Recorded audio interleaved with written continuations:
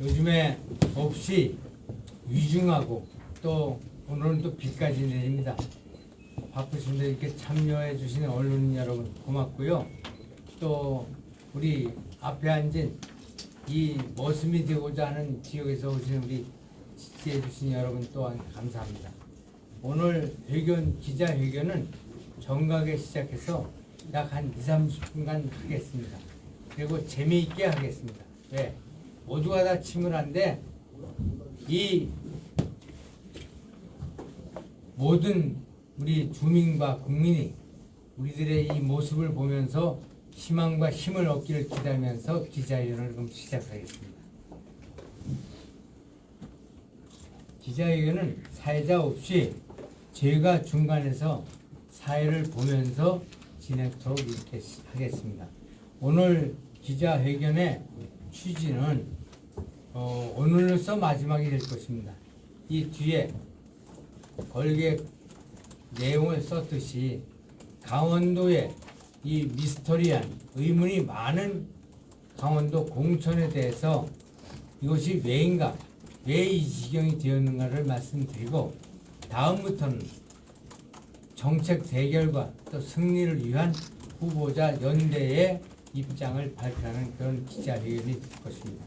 그래서 오늘 기자회견 순서는 제가 사회를 보면서 항목별로 간단하게 진행을 하도록 이렇게 하겠습니다.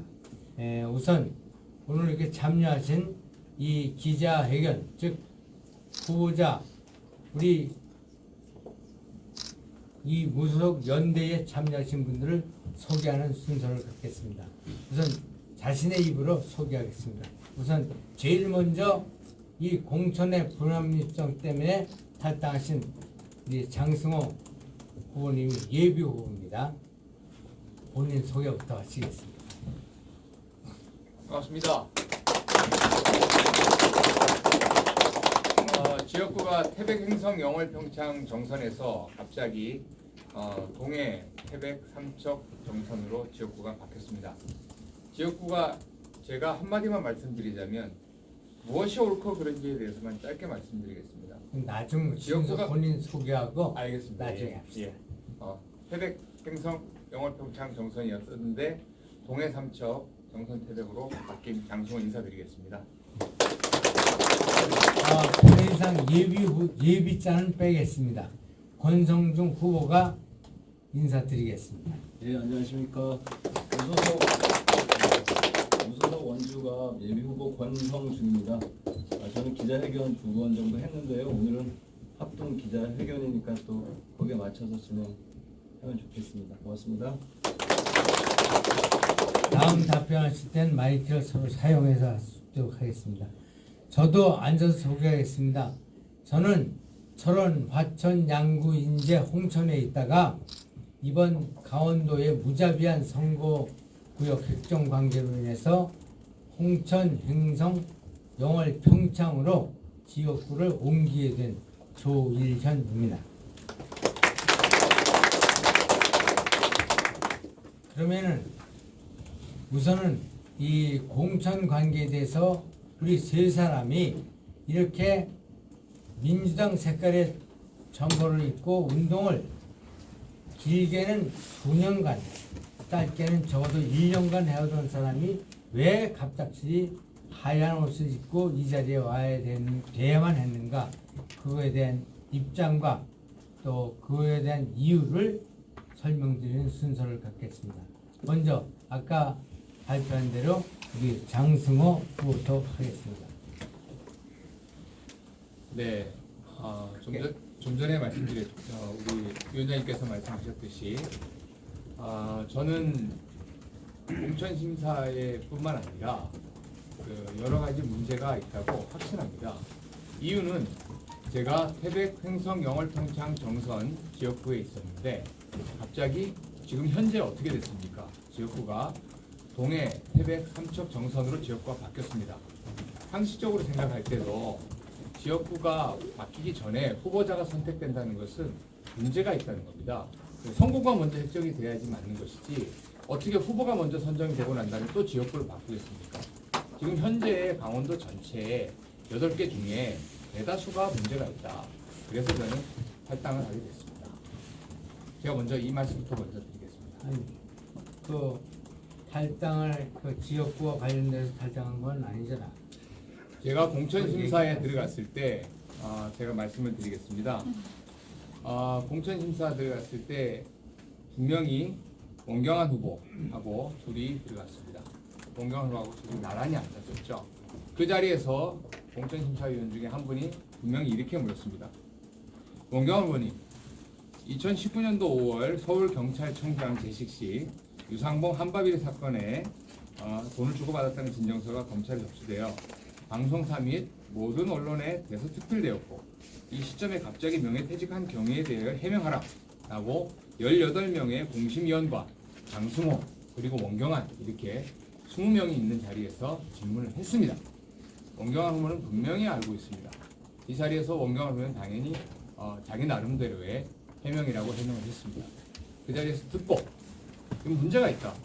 후보자 검증에 제가 보도자료 뒷면에 있습니다.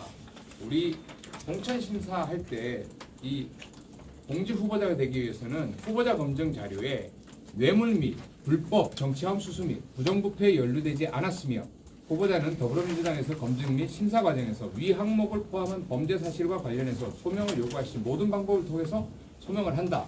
다만 그렇지 않을 경우에는 문제를 얘기하는 데 있어서 여기에서는 문제를 제기한다라고 되어 있습니다. 여기에 서약을 해야만 후보자 검증이 처음 시작됩니다. 그래서 제가 이야기를 했습니다. 문제가 있는 후보자를 다시 후보자 검증을 해라. 이렇게 문제가 있는 후보자를 왜 이거 올렸냐라고 했습니다. 그런데 바로 선거구도 획정되지 않은 상태로다 바로 경선을 붙였습니다. 말이 안 된다. 그래서 재심을 청구했습니다. 재심 또한 타당하지 않은 방법으로 다시 기각이 됐습니다. 그래서 이건 문제가 있구나. 자, 제가 탈당하고 무소속 출마를 할 때 많은 분들이 저한테 손가락질을 하기 시작했습니다. 뭐야 저거 이렇게 얘기했습니다. 하지만 그 다음 단계에서 조일련 후보님이 지역구가 바뀌었을 때 어떻게 됐습니까? 결과가 이렇게 됐지 않습니까? 원경환 예비 후보는 진실을 밝히고 예비 후보를 사퇴해야 된다. 사퇴하라. 이 자리에서 제가 원경환 예비 후보는 진실을 밝히고 사퇴하라고 제가 이야기하겠습니다. 이상입니다. 다음은 권성중 후보께서 얘기하겠습니다. 예, 원주갑의 권성중입니다. 저는 지난번 3월 2일 무소속 출마 기자회견에서 상세한 내용들은 다 밝혔기 때문에 크게 변동되는 내용은 없고요. 다시 한번 말씀드리면 이광재 예비 후보 지금 이제 민주당의 공천을 받았지만 이광재 예비 후보는 더불어민주당의 시스템 공천 룰을 따르지 않은 그런 후보로서 제가 2월 29일 탈당한 이후에 3월 4일 날 원주 선관위에 후보 등록 예비 후보 등록을 하고 3월 5일 날 추가 공모를 통해서 지난주에 있었던 박우순 후보와의 경선을 치르긴 했지만 아까 장승호 예비 후보가 말씀하신 것처럼 공직자 검증을 통과하지 못할 그런 후보입니다.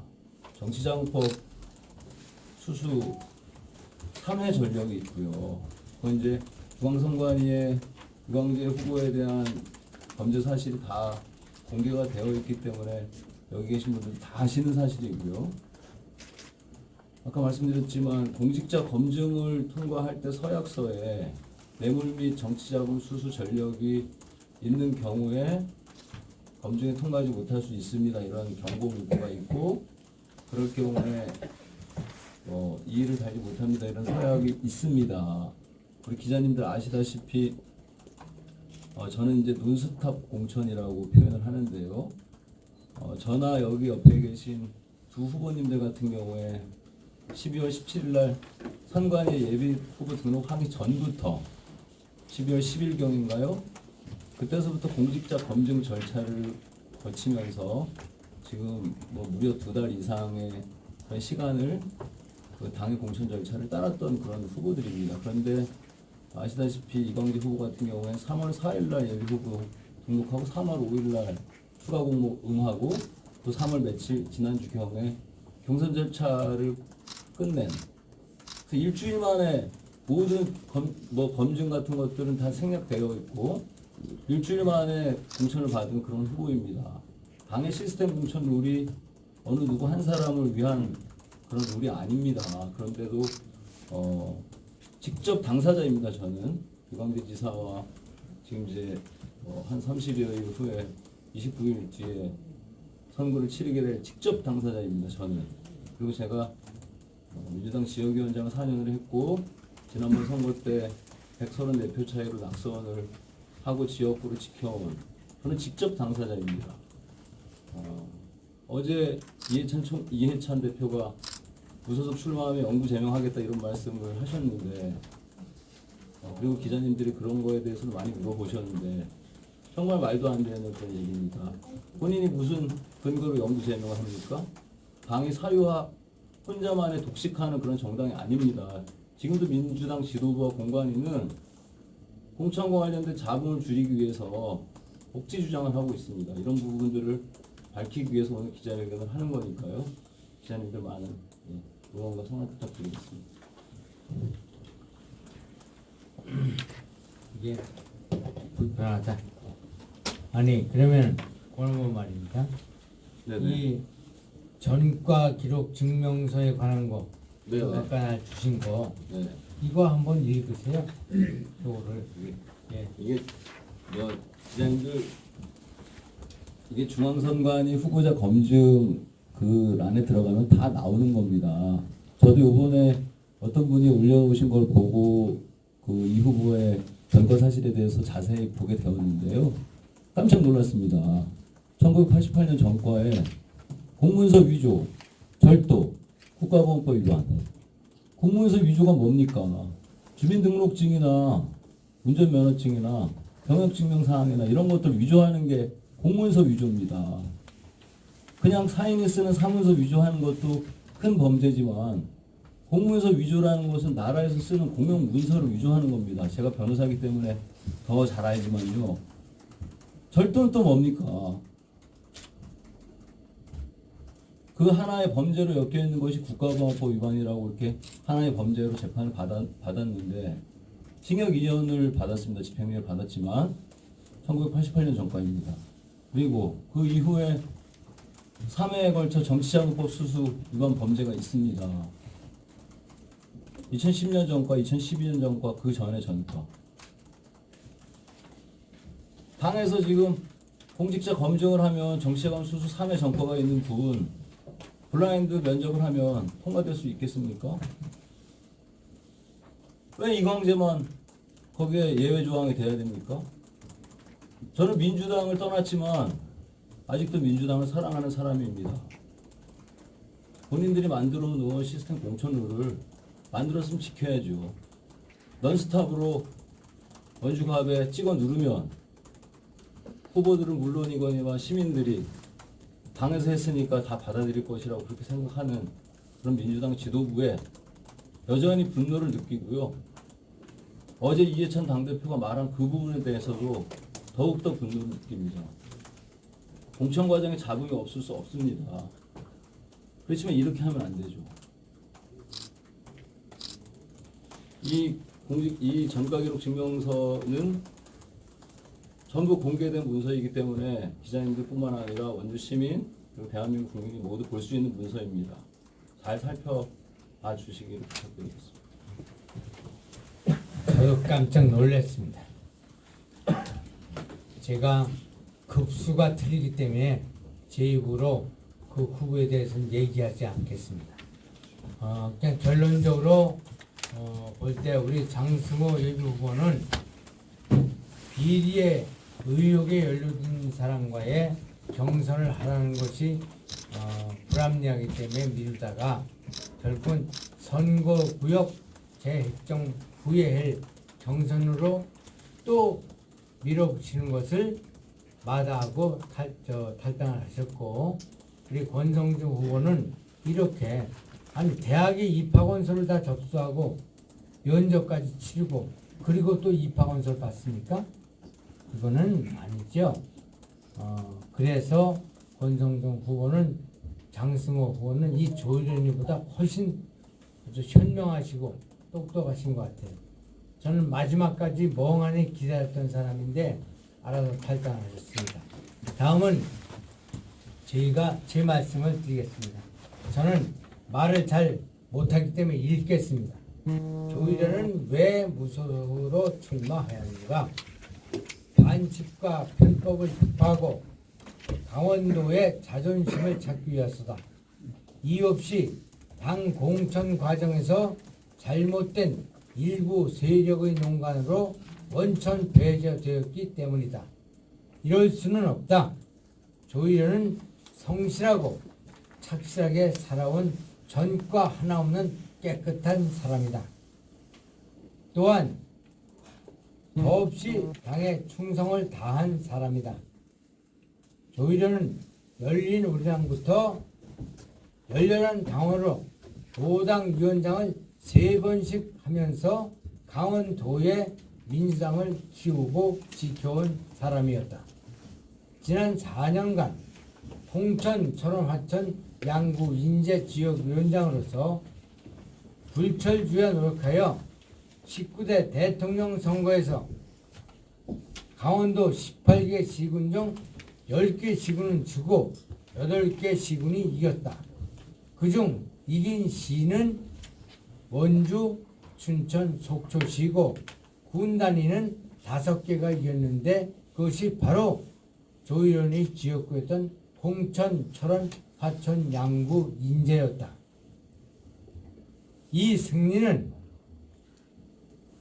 역사 이래 단군 이래 민주당이 접경지역에서 이긴 최초의 승리였다. 참고로 4년 전 지역구가 바뀌었을 때는 인제 같은 경우 군수 도의원은 물론 군의원조차 한 명도 없었습니다. 이러한 혁혁한 경호를 세웠음에도 불구하고 이렇게 당에 충성한 조일현에게 당은 지난 3월 7일 토요일 새벽 선거구 획정이 되고 난 뒤 하루 만에 홍천, 횡성, 영월, 평창 지역구에 출마 여부를 묻는 그 어느 누구의 공식적인 한마디 말도 없이 하루 만인 8일 일요일 생소한 이름을 가진 어떠한 분을 갑자기 전략 공천했다. 말도 안 되는 일이다.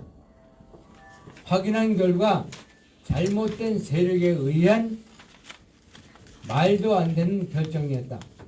무슨 이유로 조일현을 원천 봉쇄했느냐는 질문에는 그 누구의 말 한마디 대답이 없다. 지금 이 순간까지도 당 공심위원장이신 원혜영 결정이었다. 무슨 이유로 조일현을 원천 봉쇄했느냐는 질문에는 그 누구의 말 한마디 대답이 없다. 지금 이 순간까지도 당 공심위원장이신 원혜영 위원장, 당 대표이신 이해찬 대표는 대답해야 한다. 저는 권성동 위원장이 지금 말씀하셨는데 참으로 분노가 끓어오지 않습니다. 당이 정상적인 공천을 했으면은 왜 무엇 때문에 무소속 후보가 나오겠습니까? 무슨 힘으로 이기겠다고 나오겠습니까? 우리 셋은 분명히 이길 것입니다. 지금은 지금 같은 절차와 공천하는 정당에게는 그 정당이 떡을 놓고 빌어도 우리가 갈까 말까 합니다. 공천 과정이 투명하지 않고 뭔가 찔리는 데가 있으니까 당 대표가 해서는 안 될 말씀을 하고 계시는 거 아닙니까? 저는 정식으로 제의합니다. 이것이 단순한 강원도 수준의 공천 과정이라고 저는 믿지 않습니다. 저는 공천관리위원장을 하고 있는 원혜영 위원장과 국회의원이 같이 되었습니다. 총리를 하고 계신 정세균 총리, 총리를 한 이낙연 총리보다 제가 국회의원이 먼저 됐습니다. 이 말씀을 왜 드리냐? 정당판이 어떻게 가고 있고 어떻게 가야 그 정당이 성공하며 집권할 수 있냐를 알고 있기 때문입니다. 이런 식으로 당을 운영하고 몇몇 사람의 농간에 의해서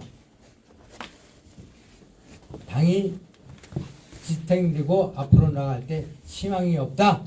따라서 이 순간 이후 중앙당의 그 누구가 됐던 공천과 관련된 책임 있는 사람은 이 조일현에게 답변해야 하고 언제라도 저와 맞짱 토론을 통해서 당의 공천이 정상적이었는가 옳았는가 희망적이었는가를 따져야만이 된다고 생각합니다. 정식으로 요청합니다. 조일현이 우리 이 앞에 앉은 무소연대 3명 장승호 후보와 권성중 후보의 이 울분에 넘치는 성토가 마음에 걸리거나 또 씁쓸하게 들린다면은 위에서 엉뚱한 소리를 하지 말고 정정당당히 밖에 나와서 이리 오셔도 저를 불러도 국민 대한민국 전체가 속 시원한 토론을 한번 해보자는 제안을 드립니다. 다음은 제가 스스로 앉아서 저에 대한 또 우리 두 후보에 대한 후보를 검증하겠습니다. 저기 장승호 후보는 군대 갔다 왔어요? 예, 저는 명호부대 출신입니다. 30개월 군생활을 했고 제 페이스북에 보면 많은 사진도 올려놨습니다. 네, 됐습니다.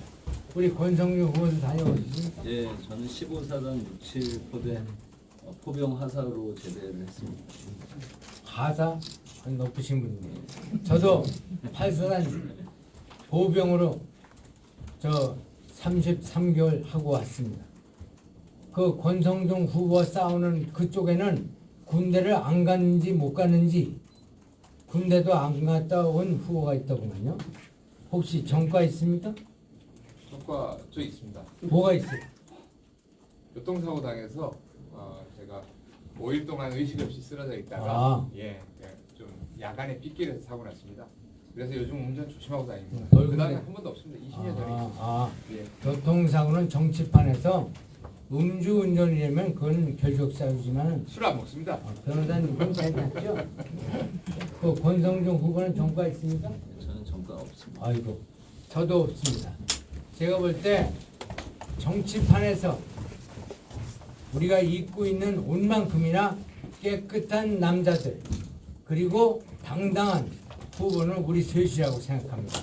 그렇지 않습니까?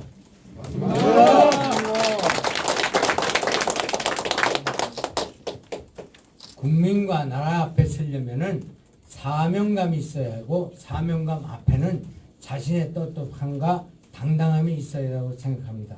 그런 차원에서 비록 오늘 3명이 출발하지만은 우리 무슨 연대에 참여한 우리 3명은 자신 있게 지역 국민과 국민에게 나설 수 있다고 자부합니다.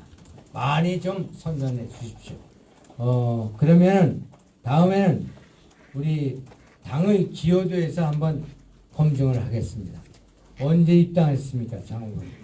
저는 열린우리당 때부터 지금까지 쭉 정치활동을 시작했습니다. 뭔 일을 했어요? 저는 건설 분야의 전문 경영인이고 당에서 한 것만 얘기해요. 당에서는 그 열린우리당 때 경기도당에 제가 처음 있었습니다. 그래서 체육진흥발전위원회 부위원장도 하고 다양한 것들을 했습니다. 험지에서 계속 일하고 있었습니다. 그러셨군요. 네.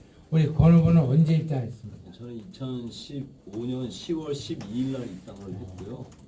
좀 늦게 입당을 했지만 그때 이제 20대 총선 때 박우순 변호사님과 공정하게 경선을 거쳐서 후보가 됐었고 당의 후보로서 최선을 다했습니다. 그리고 그 이후에는 4년 동안 지역위원장을 맡아서 열심히 하고 또 문재인 대통령 대선 때도 지역에서 역할을 맡아서 열심히 했습니다. 예. 그러면 장 후보도 그렇고 우리 권 후보도 그 2015년 벌써 5년이 지났는데 짧은 기간이 아니죠. 당의 또 대통령 선거와 지방선거에 그 외에 지역위원장으로서 저는 나름 당원으로서 최선을 다했고 충성을 다했다고 봅니다. 그런데 요즘 문제가 있는 지역 곳곳을 강원도를 바라보십시오. 입당한 지 1년 이내, 심지어는 2달 이내, 복당한 지 2달 이내, 지난 대통령 선거, 지방선거 때 어디서 뭐 했습니까? 이런 식으로 당이 충성한 당원들에게 특별한 보상은 없다 하더라도 그 공과를 인정하지 않는다면 누가 당원을 모집하고 누가 당을 위해서 애쓰겠습니까? 그런 차원에서 우리 앞에 있는 무승연대 3명은 꼭 떠난 정당을 뭐라 해서 아니라 어느 정당에 가서 무슨 일을 하든 맡은 바 사명감을 가지고 책임 있게 일하는 사람인 것을 주민과 특히 유권자 여러분에게 제가 말씀을 드리고 싶습니다. 지난 그 기간 동안 그들이 무엇을 했는가를 꼭 살펴주시길 바랍니다. 제가 이 말씀을 드리겠습니다. 새 중에 뻐꾸기라는 새가 있습니다. 뻐꾸기는 알만 낳지 집을 지을지도 모르고 그 다음에 알을 낳아서는 지가 품지도 않고 무당새, 뱁새, 늪지기 그 집에 알을 낳아서 그 작은 새들이 알을 품어서 새끼를 까면 그 새끼는 출발부터 진짜 새끼들을 발로 밀어내 떨어져 죽이고 그 무당새와 늪지기가 묻어나서는 어미새의 먹이를 먹고 큽니다. 그리고 그 어미 뻐꾸기는 그 새끼가 그리운지 걱정이 되는지 먼 산에서 뻐꾹대고 지낸다고 합니다. 우리 이 강원도의 자존심을 찾고 강원도의 미래에 우리 후배와 후손들에게 당당하고 희망이 있는 그러한 강원도를 만들어 주려면 이 뻐꾸기 정치인들을 영원히 강원도에서 몰아내야 된다고 생각합니다. 제 말씀에 두 후보 동의하십니까? 동의합니다. 여러분 어떻습니까? 네, 그렇게 해서 우리가 이제는 오늘 이 순간으로 당에 대한 공천에 대한 것은 우리 얘기가 쓰고 거스리면은 나와라 이게 원혜영 나와 이해찬 나와라 이거 제가 당의 최고위원되고 다 해봤습니다. 어린 아이에게도 할아버지가 잘못됐을 때는 사과하고 그걸 시정할 줄 알아야 그 집안이 되는 겁니다. 거기에 자신감이 없어 이렇게 충성한 사람들을 이렇게 내몰고도 아직까지 누구 하나 위로에 격려에 미안에 용서에 말이 없다는 것은 그 당의 더불어민주당이 아니라 더부살이 밑에 운막집 정도의 신세가 될 것이라는 것을 감히 조정희가 말씀드립니다. 이번에는 그렇게 해서 우리가 앞으로 나가기 위한 출마의 변을 간단하게 어떻게 싸우겠다, 무엇을 하겠다는 순서를 갖겠습니다. 네, 저희 지역구는 태백, 행성, 영월, 평창 정선으로부터 다시 동해, 태백, 삼척 정선으로 나뉘어져 있습니다. 얼마나 우리 강원도의 기존의 의원들이나 정치인들이 무능했는지를 여실히 보여주고 있습니다. 이리 쪼개면 일로 가고 저리 쪼개면 절로 가고 마음대로 그냥 갈기갈기 쪼개면 그 쫓겨나는 게 강원도의 정치 현실이다. 앞으로 이런 걸 바로잡기 위해서는 우리 강원도에 있는 도민분들과 함께 새롭게 강원도를 바꿔나가야 된다. 그렇지 않다고 하면 강원도 미래는 없다. 강원도 얼마나 좋습니까? 최고의 관광자원 가지고 있습니다. 천혜의 자원입니다. 하늘이 주신 거예요. 양양 고속도로 달려보십시오. 얼마나 좋습니까? 바다 딱 보이죠? 발전시킬 수 있는 무궁무진한 자원을 가지고 있는 강원도임에도 불구하고 이렇게 해놓으니 무엇이 발전이 되겠습니까? 강원도민 여러분들께서도 이번에는 완전히 살짝 뭐든지 제대로 선택을 하셔야 된다. 이 선택이 여러분들의 잘 먹고 잘 사는 미래의 먹거리를 만드는데 최고의 선택이 될 것이다라고 저는 자부합니다. 이번 선거 저는 끝까지 뛸 것이고 방송 토론에서 누가 옳은지 그른지 누가 잘했는지 잘못했는지를 명확하게 확실하게 한번 결론해보자. 막장 토론에 나서겠습니다. 한번 해보십시다.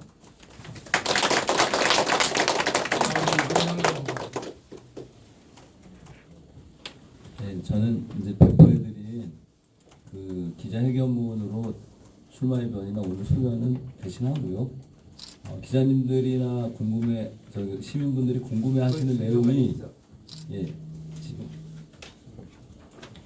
그 끝까지 할 거냐 이런 얘기를 자꾸만 하죠. 그리고 요새가 언제부터인가 벌써부터 권성중이 포기했다 이러는 소문도 막 돌고 있어요. 당연히 저희들이 만든 것은 아니겠죠. 그래서 저는 짧게만 말씀드리겠습니다. 권성중 후보는 끝까지 완주를 하고 더불어민주당 이광재 후보는 지금이라도 후보직을 사퇴하고 재벌정책연구소인 여시제로 돌아가시기를 바랍니다.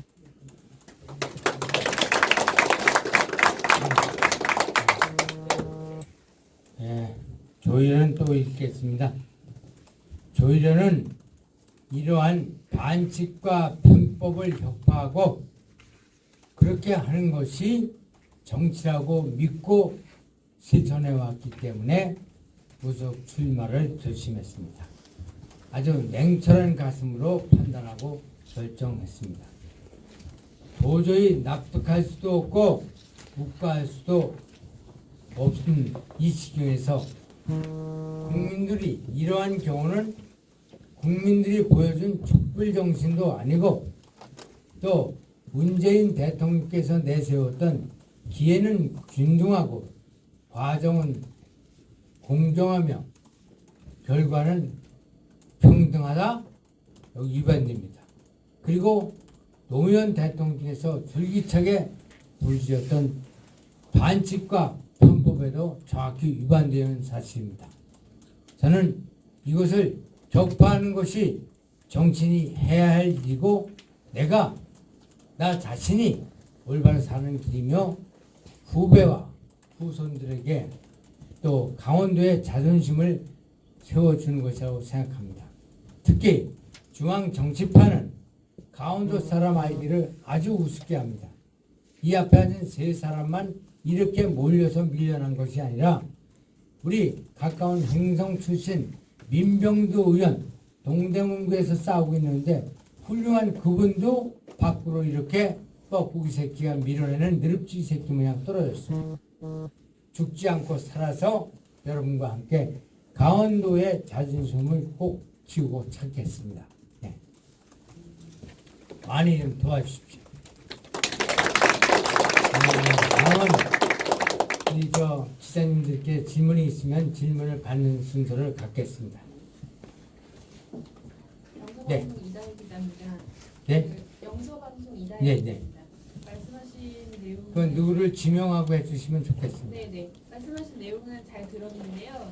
이 세 분이 무소속 연재하시면서 어떤 시너지를 내실 수 있는지가 유권자분들이 궁금해하실 것 같아요. 네. 권성주 후보님께서 말씀해 주세요. 예, 저희들이 뭐 다들 아시다시피 당이 일단 없습니다. 기존에 많은 분들이 당이 없으면 나중에 국회의원이 되어도 그건 정책 위반하거나 연대에서 일을 할 때 못하는 거 아니야? 뭐 그런 말씀. 좀 정치를 많이 아시는 분들은 그런 말씀을 하실 거고요. 또 그냥 막연히 야, 당이 없으면 무슨 힘을 써? 돈 어떻게 갖고 와? 이런 얘기 많이 하시죠. 그렇지만 저희들이 이제 무소속 연대라는 것들을 발족시키고 움직이는 것은 일단 첫 번째 상징적인 의미가 있고요. 저희들 강원도에서뿐만 아니고 지금 중앙에서도 곧 저한테도 연락이 왔습니다. 곧 무소속 연대 지금처럼 다음은 기자님들께 질문이 있으면 질문을 받는 순서를 갖겠습니다. 영서방송 이다혜 기자입니다. 네? 영서방송 이다혜 네, 기자입니다. 말씀하신 내용. 그 누구를 지명하고 해주시면 좋겠습니다. 네네. 말씀하신 내용은 잘 들었는데요. 이 세 분이 무소속 연재하시면서 어떤 시너지를 내실 수 있는지가 입장자분들이 궁금해하실 것 같아요. 네. 권성주 후보님께서 말씀 주시죠. 예, 저희들이 뭐 다들 아시다시피 당이 일단 없습니다. 기존에 많은 분들이 당이 없으면 나중에 국회의원이 되어도 무슨 정책 위반하거나 연대에서 일을 할 때 못하는 거 아니야? 뭐 그런 말씀. 좀 정치를 많이 아시는 분들은 그런 말씀을 하실 거고요.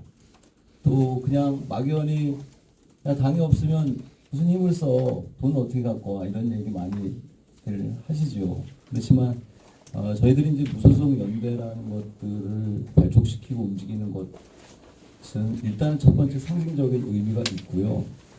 저희들 강원도에서뿐만 아니고 지금 중앙에서도 곧 저한테도 연락이 왔습니다. 곧 무소속 연대 지금처럼 더불어민주당에서 부당하게 공천 배제되신 분들이 곧 무소속 연대를 뭐 그건 뭐 당이 아니니까 제안을 하실 거고 곧 움직임이 있을 거고요. 저희들은 강원도 차원에서 먼저 상징적인 의미로 무소속 연대를 발족시켰고 사실 한 명만 무소속으로 출마하면 저 사람 이상한 사람 아니야? 이럴 수 있습니다. 그렇지만 같은 당에서 2명, 같은 당에서 3명, 그것도 강원도 8개 선거구에서 3명 이렇게 무소속 연대를 하는 이유는 그만큼 당의 공천이 부당했다, 그리고 불합리했다, 불공정했다 이런 점을 반증하고 입증하는 것이라고 이렇게 말씀드릴 수 있겠습니다. 또 질문 없으신가요? 한 가지 더 부탁드릴까요? 조희련 후보님께 네. 여쭙겠습니다. 아까 그 당의 어떤 부정한 세력에 의한 공천이었다 이런 말씀을 해주셨는데 좀 배경 설명 부탁드립니다. 네. 이렇게 얘기했습니다. 먼저 그 답변 드리기 전에 권성중 후보가 질문을 받고 답변한 내용에 제가 보충 답변을 드리겠습니다. 강원도에서 민주당을 하는 것은 맨손으로 아스팔트 길을 파고 콩을 심는 것만큼 어려운 일이었습니다. 그것을 혼자 할 때보다는 같이 할 때가 낫고요. 우리 조상들은 우리에게 가르쳐 준 게 있습니다. 가래지의 원리를 우리 3명만 돼도 강원도 야당은 파업할 수 있다고 생각합니다. 특히 앞으로 정책도 같이 개발해 얘기할 거고 합동연설회가 됐을 때 같이 연설도 하고 그 과정에서 앞서 말씀드린 대로 우리의 미래와 자존심을 찾는 일에 힘을 합칠 것입니다. 그리고 지금 주신 그 질문에 대해서는 제가 공천이 끝났을 때 전략 공천이 됐다는 것을 받았을 때 그때가 언제냐? 저는 들고 날고 분명한 인생을 살고자 애를 씁니다. 선거구역이 토요일 새벽에 통과됐을 때 그때부터 저는 제가 다니던 인제, 양구, 화천, 철원 지역을 떠나가는 인사를 하러 갔습니다. 인제를 늘려 양구를 늘려 화천에 있는데 일요일 오후에 인사를 하고 있는데 전략 공천이 확정됐다고 해요. 그래서 제가 원혜영 위원장에 전화를 했습니다. 답변이 이랬습니다. 그대로 하신 말씀입니다. 아유, 조 의원님 미안해요. 그래서 나는 전략 공천을 그분을 주어서 미안한 줄 알았어요. 그런 게 어디 있습니까? 했더니 조 의원은 전략 공천을 줘야 되는데 단독 공천을 결정해 줘야 되는데 경선 지역으로 해줘서 미안하다는 거예요. 지금 무슨 얘기를 하냐? 내가 아닌 경선도 아닌 제3자가 전략 공천을 받았다고 지금 언론에 뜨고 있다. 그때 그분 말씀이 그렇지 않을 텐데, 제가 확인하고 전화할게요. 그럽시다. 그랬어요. 그러고 보니까 그날이 토요일, 일요일 대한민국 법을 잘 지키는 국민이 사는 대한민국에서는 토요일, 일요일에 다 근로기준법에 의해서 일을 하지 않는 나라 아닙니까?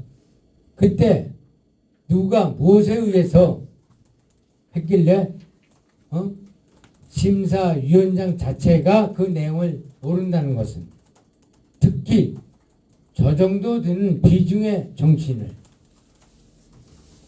그리고 그 뒤로 전화가 와서 그 일을 해명해 줬으면 제가 이런 말을 안 합니다. 답이 없기 때문에 제가 9일날 기자회견을 통해서 답변을 하고 10일날 버스 2대에 우리 SC는 시골의 귀한 손길을 이끌고 서울중앙당을 찾아가 항의 시위를 했습니다. 중앙당사에 들어갔습니다.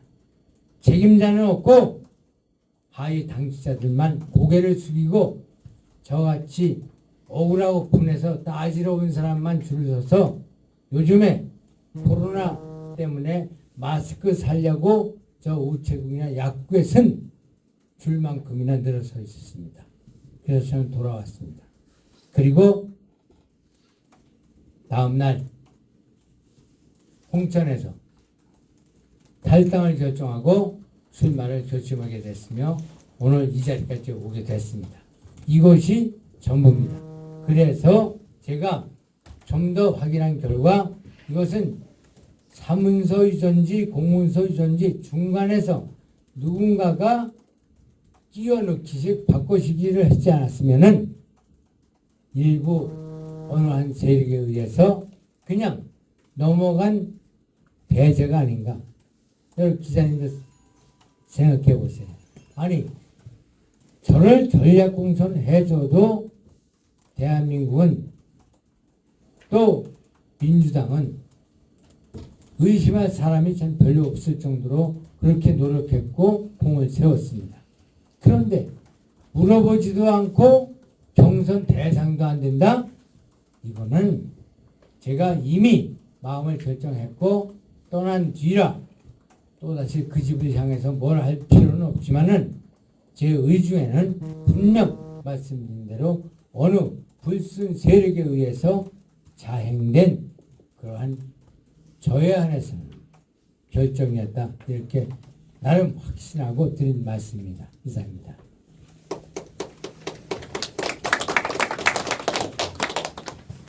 다른 질문 없으신가요?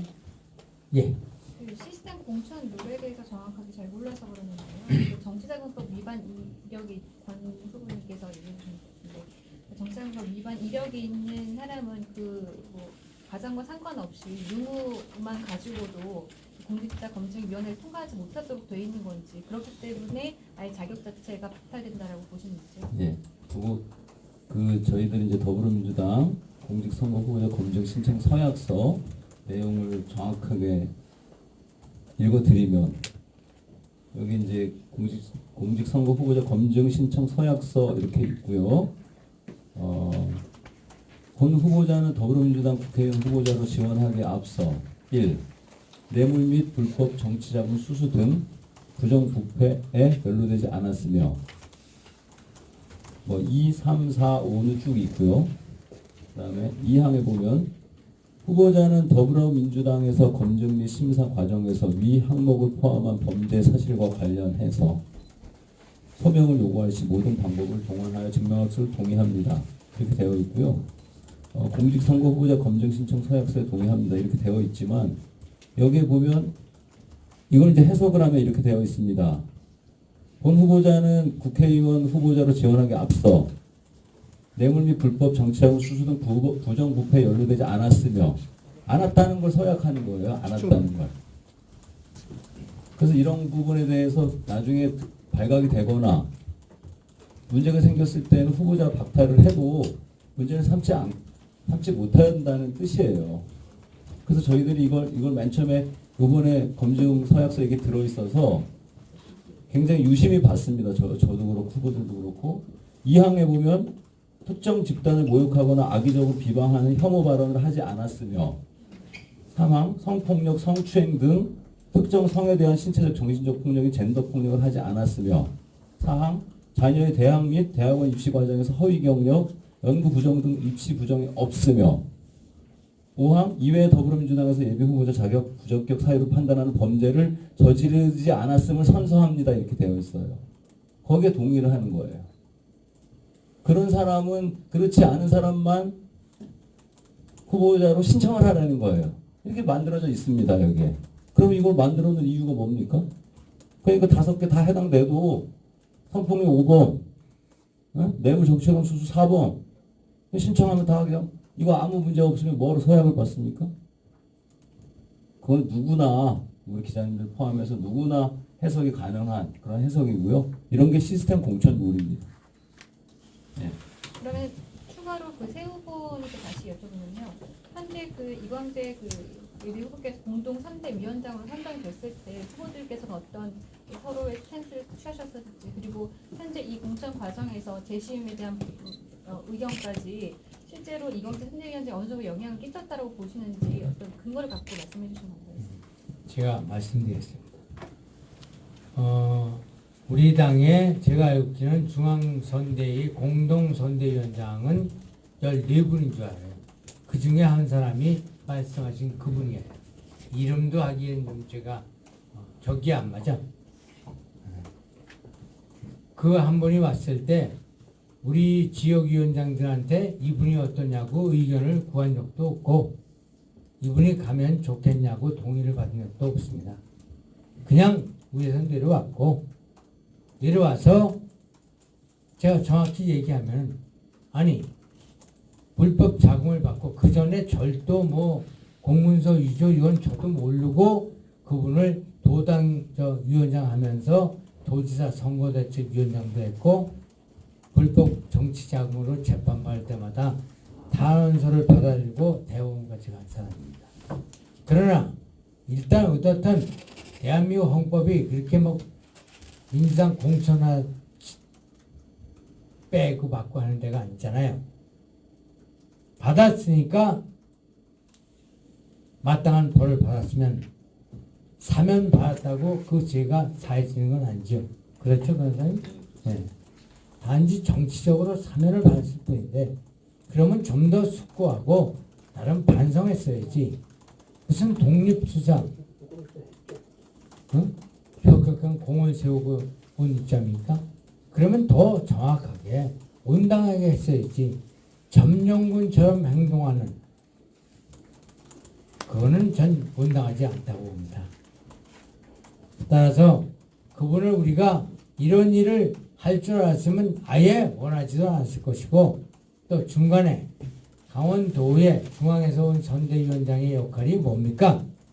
밥하는 부엌에 나무 정도 날라다 주는 사람도 아니고 들여다보고 열심히 하시오 하는 정도 아니겠습니까? 선거는 본인이 90% 하는 거기 때문에 우리가 그분이 와서 도움이 좀 되겠지 하는 기대 심리만 갖고 있었지 요구하거나 요청한 적이 없다는 말씀은 분명히 드립니다. 따라서 거듭 제가 질문에 이은 기자회견이 길기 때문에 말씀드리면은, 앞으로 우리는 공천과 관련돼서는 저에게 원한 내용이 우리가 허위로 얘기했거나 그 거명하시고 이런 장소에서 거명된다는 것은 참으로 위험하고 큰 일이거든요. 그것에 대해서